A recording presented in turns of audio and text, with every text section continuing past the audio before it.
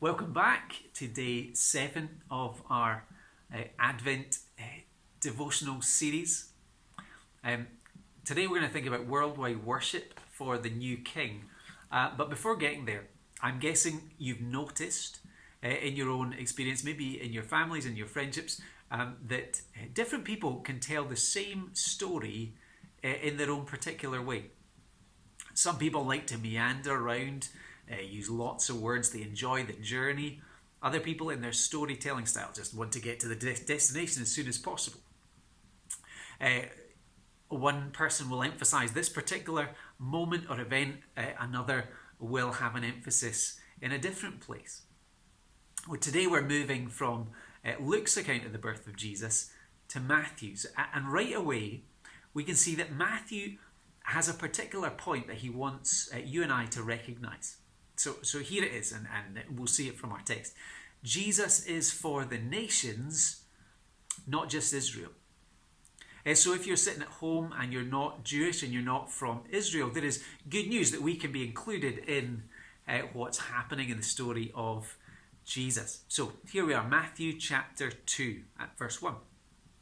After Jesus was born in Bethlehem in Judea, during the time of King Herod, Magi from the east came to Jerusalem and asked, "Where is the one who has been born, King of the Jews?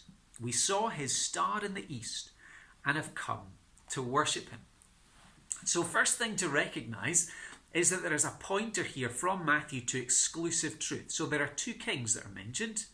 We've got King Herod sitting on the throne in Jerusalem, and we've got baby Jesus born as the King of the Jews. And what's recognized is that only one of these deserves worship from these magi, from these wise men.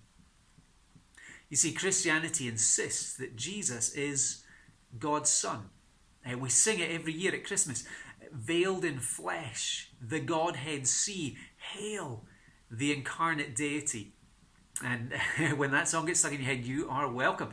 And here's the thing, because Jesus is God the Son, and because he is God's chosen Saviour and King, he demands and deserves worship.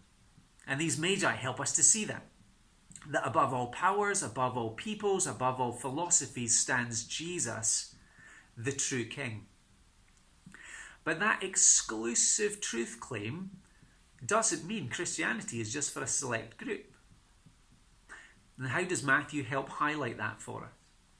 He does it by drawing attention to these Eastern wise men, these magi, as the first recorded worshippers of Jesus in his gospel.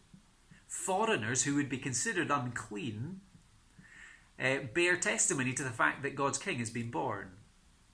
You see, as God had always planned, the Saviour for the world had to be a light for the world, that just coming for a small group of people was too small for God's great King.